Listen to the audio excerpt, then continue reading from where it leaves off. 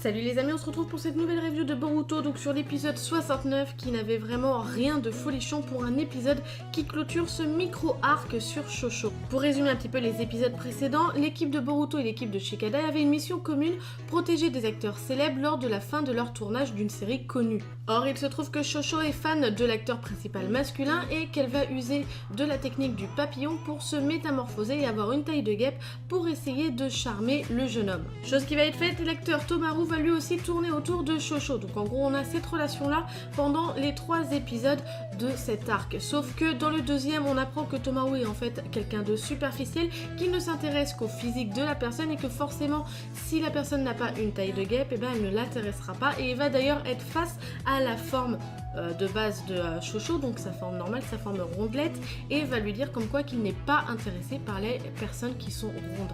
Et ça va être un petit peu un traumatisme pour Shosho puisqu'elle va très mal le vivre. D'ailleurs, à cause de ça, à 2 reprises, elle va manquer de mettre en péril la mission de sauvetage, puisque lorsque l'ennemi va attaquer, l'ennemi, donc on ne sait pas du tout qui c'est, on sait juste que c'est un ninja qui se cache derrière un masque à gaz et qui en a après les acteurs. Il va d'ailleurs envoyer un premier papier bizarre avec marqué comme quoi que il menace de mort les acteurs, et ensuite dans cet épisode là il va donc réussir à enlever Tomaru. Et à partir de là ça commence à être un petit peu ambigu par rapport à cet ennemi, parce qu'au début il envoie clairement un courrier pour menacer de mort les acteurs, donc là on se dit que la menace est peut-être plus importante qu'elle n'y paraît, et c'est d'ailleurs Konohamaru qui va s'en rendre compte et qui va peut-être renvoyer ses élèves directement à Konoha parce que ce n'est peut-être pas de leur niveau. Or là dans cet épisode 69 on a encore l'intervention de cet ennemi, donc ennemi qui se fait rare quand même si on ne sait pas qui c'est, on ne le voyait pas énormément, il n'est pas énormément intervenu mis à part le premier courrier et la première attaque, et là donc il va réussir à enlever Tomaru devant donc sa collègue Ashina, et tout ce qu'il va laisser ce sera une lettre avec une demande de rançon. Or quand tu veux tuer quelqu'un t'as pas besoin de l'argent en fait, donc on comprend pas trop pourquoi est-ce que dans un premier coup il dit comme quoi qu'il va les tuer et de l'autre ce sera tout simplement une demande de rançon. Là on voit qu'il y a un petit peu quelque chose d'ambigu, qu'il y a quelque chose qui cloche. En plus de ça, l'ennemi a clairement ses conditions puisqu'il veut que ce soit Ashina qui apporte l'argent sur un lieu de rendez-vous spécifique, puisque le lieu ressemble énormément à la scène de fin de la série. Scène de fin qui d'ailleurs ne plaît pas à Ashina parce que pour elle ce n'est pas assez dramatique. Elle voudrait glorifier la scène alors qu'au final le producteur et Tomaru n'en ont strictement rien à faire de son avis et veulent rester sur cet avis, sur cette scène qui sera tout simplement lambda. C'est vrai que l'idée d'Ashina était bonne, en plus de ça elle aurait pu apporter quelque chose à leur série, c'était une très bonne idée, mais on voit bien que elle lui met du cœur à l'ouvrage alors que eux n'en ont strictement rien à faire. Donc là on sait que Shosho n'est pas concentré sur la mission, il va la mettre en péril 2 fois de suite. Ashina a un problème avec l'équipe de production parce que ils sont dans un désaccord par rapport à son départ et la dernière scène du dernier épisode de la série. En plus de ça on ne sait pas qui est réellement l'ennemi et qu'est-ce qu'il veut, donc on commence à voir un petit peu le scénario se dessiner et ça n'a pas du tout été une surprise à la fin. Oui, parce que qu'on se le dise, la conclusion de cette mission était clairement devinée à l'avance. On savait très bien que c'était Ashina qui était derrière tout ça depuis le début, vu son tempérament et vu le fait qu'elle était méchante, etc. et qu'elle en voulait à l'équipe de production et à son collègue acteur par rapport au développement de la série, c'était obligé que ce soit elle. Après, c'est vrai qu'ils ont essayé de nous mettre un petit doute par rapport à l'ennemi, au ninja ennemi, puisque quand Konohamaru a dit comme quoi qu'il avait peur que ce soit au final un ninja qui avait un niveau supérieur et que donc ce n'était pas une mission pour les apprentis ninja, et bien forcément là tu te dis peut-être que là ça va prendre une tournure totalement différente, mais au final pas du tout. C'est un mec lambda, on ne sait pas d'où il vient, ce qu'il est, etc. Il va se faire choper tout bêtement, et donc forcément on a directement deviné quelle était la conclusion de cette histoire. Il y a un détail qui m'a chagriné quand même dans cet épisode, et je ne pense pas être la seule, vous allez me le dire par commentaire, c'est au moment où l'ennemi a chopé Tomaru, a réussi à l'enlever. Donc on le sait, Shosho n'était pas présente sur les lieux puisqu'elle était partie chercher des boissons pour Ashina. Technique pour en gros écarter un potentiel ennemi. Bref, les autres ont réussi à capturer ce ninja qui a qui a enlevé Tomaru. Mais il y a un détail quand même qui est un petit peu bizarre, c'est que Konohamaru nous dit comme quoi que ce ninja a été interrogé pour savoir qui était son complice dans l'équipe de production, mais qu'il n'a pas voulu dire quel était son nom, et que donc c'est à cause de ça qu'il a dû monter cette mise en scène pour que Ashina avoue que ce soit elle. Or, excusez-moi, normalement, est-ce qu'ils ne sont pas censés utiliser des techniques de torture pour faire dire la vérité à l'ennemi ? Parce que là, ça a été quand même, c'est pas juste un simple enlèvement pour une rançon, il y a quand même eu des menaces de mort. Donc pourquoi est-ce que ça n'a pas été mis en place? À partir de là, ça a perdu toute sa crédibilité. Les 3 épisodes ont été faits pour rien, clairement. Là, honnêtement, ça aurait été plus intéressant que... bon, ils auraient pas eu besoin de le dire explicitement, quoi. Mais tu trouves pas l'excuse de « Oh, bah on lui a demandé, il a pas voulu nous le dire, donc on a monté un petit peu ce scénario-là. » Je trouve ça complètement débile. Et en gros, ouais, ça décrédibilise tous les ninjas qui étaient présents donc, dans cette scénette. Parce que, excusez-moi, mais ils ne peuvent pas utiliser l'excuse de le monde des ninjas est en paix à l'heure actuelle, vu qu'ils viennent de sortir de l'affrontement avec les Otsutsuki.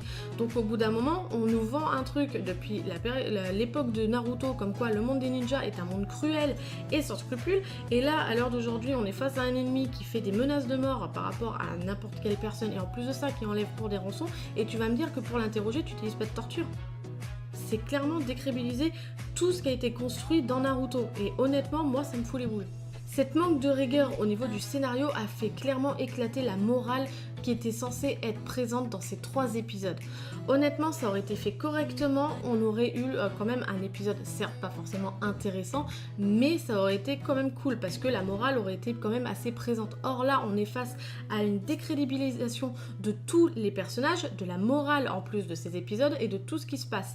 Parce que l'ennemi, au final, c'est un ennemi en carton, donc forcément, tu as l'impression que tous les épisodes ont été en carton, que tout ce qui s'est passé était en carton. Et en plus de ça, la morale, elle a été très mal faite, elle a été très mal mise en avant, et en plus de ça, sur un temps beaucoup trop long. Honnêtement, pour un résultat comme ça aurait pu tenir sur 2 épisodes et non pas 3. Le suspense, il n'était pas du tout présent, parce que honnêtement, moi, depuis le premier, je savais que c'était Ashina, mais après, comme je spoil pas, je dis pas, je constate juste avec vous ce qui se passe dans l'épisode, mais honnêtement, il n'y avait aucun suspense dans ce micro-arc, en gros. Vous voyez ce que je veux dire? Et en plus de ça, après nous avoir pompé une fin par rapport à l'ennemi qui pue du cul, on a le droit à un retour de moralité à la fin de l'épisode avec Tomaru et Shosho. Donc, pour resituer un petit peu la chose, Tomaru s'est rendu compte que Shosho, au final, qu'elle était la fille ronde qu'il avait rembarrée dans l'épisode précédent, donc la fille à qui il avait dit qu'il n'aimait pas les grosses, hein, on se le dit clairement. Et en plus de ça, déjà, dans un premier temps, il va lui dire quoi? Il va lui dire c'est qui la vraie Shosho? C'est la Mei ou la grosse? Alors déjà ça, il était hyper lourd. Et en plus de ça, Shosho va lui sortir la morale que Mitsuki lui a fait précédemment dans l'épisode. Mais ça, on va en reparler un petit peu après du rôle de Mitsuki, parce que là aussi c'est ambigu et j'ai peur d'avoir mal compris. Bref, donc elle lui rebalance ça dans la face, et là Tomaru va lui dire quoi? Comme quoi que oui, c'est vrai, le physique n'a pas d'importance, qu'en gros, qu'il est quand même intéressé par elle et qu'il veut lui offrir quand même la bague. Donc la bague qui est censée être une bague en carton, c'est pas censé être une vraie, hein, vu que c'est un accessoire de cinéma. Enfin bref. Et en gros là, on nous rebalance la morale comme quoi que le physique ne fait pas tout, il faut s'intéresser à la moralité de la personne. Mais tu peux pas faire une morale comme ça, balancer une morale comme ça après une fin aussi pourrie. Clairement, parce qu'au final, l'impact, tu te dis, mais tu te fous de ma gueule. C'est tout ce qu'on a. On a l'impression qu'on s'est foutu de notre gueule pendant les 3 épisodes, parce qu'au final, ça n'aurait pas eu d'impact. Déjà, tu raccourcis la chose. Sur 2 épisodes, ça aurait été sympathique, parce que clairement, il n'y avait pas besoin d'autant de temps, parce que tout le long des épisodes, c'est juste Shosho qui court après Tomaru, Tomaru qui court après Shosho. Honnêtement, c'était que ça. Et ensuite, l'ennemi, tu le rends quand même un minimum badass, même si il a été missionné par Ashina, t'essaies de prendre un mec quand même qui sait se défendre. Enfin, je sais pas, je dis pas non plus qu'ils auraient pu prendre un mec du niveau de Zabuza, mais au moins un mec qui sait se défendre, quoi. Là, au final, le mec, il a été chopé en 2-2, au final, tu sais rien de lui, tu sais juste que c'est un type lambda, et en plus de ça, l'excuse, c'est juste que c'est Ashina qui a décidé que ça allait se faire comme ça, parce que madame, elle est pas contente, parce que les producteurs ne veulent pas suivre ses idées pour la série, alors qu'elle la quitte. Voilà. Mais en gros, tu décrédibilises tout l'arc et toute la moralité des 3 épisodes. Et honnêtement, c'est bien dommage. Et là, on va revenir sur un dernier point que je n'avais pas souligné, donc il y a 2 vidéos. C'est pourquoi est-ce que lors il me semble, du premier épisode, au tout début, on voyait Mitsuki s'entraîner avec Orochimaru. Et d'ailleurs, c'était à ce moment-là où il lui a demandé s'il était son père ou sa mère. Petit moment d'humour dans ce micro-arc. Hein. Bref, on ne savait pas réellement quelle était l'importance de Mitsuki et pourquoi est-ce que c'était là. Honnêtement, on se dit, bon, ok, il nous place il nous place un petit entraînement père-fils entre les deux. Bon, c'est sympathique, mais tu comprends pas plus, quoi. Et au final, là, avec cet épisode, c'est peut-être le seul truc qu'on a compris seulement à la fin des 3 épisodes, hein, c'est que Mitsuki a le rôle de moralisateur par rapport à Shosho, parce qu'il la reprend pratiquement dans chaque épisode par rapport à son comportement et le fait que elle met ses amours en avant par rapport à la mission. Et c'est surtout un fait qui a été mis en avant dans ce dernier épisode, puisqu'il va clairement lui faire un sermon par rapport aux chips, en lui disant en gros que t'auras beau mettre l'arôme de ce que tu veux sur tes chips, au final si la patate elle est pas bonne, bah le fond il sera pas bon. Donc en gros c'est vraiment pour dire que bah t'auras beau mettre toute la superficialité sur ce que t'es, si ton mental n'est pas bon, ça sert à rien. T'auras beau avoir un physique de rêve, si t'es une connasse, tu seras toujours une connasse. Voilà, en gros, ça c'est la moralité faite avec des chips. Et après ça, donc au moment où Shosho va avoir sa dernière confrontation avec Tomaru, elle nous sort quoi? Elle nous sort oui, j'ai l'habitude d'offrir un paquet de chips aux personnes qui me plaisent. Donc tu t'attends à ce qu'elle donne à Tomaru, tu vois, logique. Non, genre elle se retourne et elle va le donner à Mitsuki, alors qu'elle l'a toujours dit que c'était un type au physique lambda. Enfin, un type normal. Donc maintenant, ma question est, j'espère qu'ils vont pas essayer de nous pondre une romance entre Shosho et Mitsuki. Parce que clairement, non. Moi perso, j'apprécierais pas, parce que là déjà c'était chiant, les 3 épisodes, mais alors si en plus ils nous font ça avec deux personnages qu'on voit régulièrement dans les épisodes, ça va être clairement long. Donc maintenant, pourquoi est-ce que cette scène a été faite? Parce que bon, ok, Mitsuki en moralisateur, c'est intéressant, vu que c'est une personne qui n'est pas forcément proche des rapports humains, etc. C'est logique, c'est intéressant. Honnêtement, ils ont choisi le bon personnage pour le faire. Mais maintenant, c'est vraiment ambigu par rapport aux propos qui ont été faits par Shosho. Donc honnêtement, je sais vraiment pas à quoi m'attendre et j'espère me tromper. Mais honnêtement, j'espère pas qu'ils vont nous pondre une romance entre les deux, parce que ça va être vraiment, vraiment chiant. Si ça part comme là ça a été tourné, honnêtement, ouais, ça va être chiant. Par contre, le petit truc qui était marrant à la fin de cet épisode, c'est du coup Mitsuki qui va goûter les chips avec son père ou sa mère. Bon, ça c'était marrant, honnêtement j'ai trouvé ça sympa. Et après, bon, Mitsuki dit que c'est pas sa cam, donc ça voudrait dire encore une fois que hop, il recale Shosho. Mais bref, enfin moi je le vois comme ça, mais j'espère honnêtement me tromper qu'ils vont pas faire cette romance là, parce que honnêtement ça va être genre très chiant. Bref, et Orochimaru donc va goûter les chips et va dire à Mitsuki, au fait tu m'avais demandé si j'étais ton père ou ta mère. En gros il voulait lui donner une réponse. Et Mitsuki va faire encore une fois le moralisateur, va conclure cette morale qui était présente, enfin semi-présente dans les 3 derniers épisodes, c'est-à-dire l'apparence ne compte pas, le plus important c'est ce qu'il y a dans le cœur. Voilà. Bref, vous l'aurez compris, je n'ai pas du tout été satisfaite de ce dernier épisode, de ce micro-arc sur Shosho. Honnêtement, ça aurait pu être mieux fait. Pourtant, c'était prometteur. Sur le premier épisode, j'étais quand même assez contente parce que c'était quand même une morale sur un fait important, qui est quand même un fait de société qu'on a à l'heure actuelle encore. Mais au final, ça a été mal fait, ça a été mal tourné.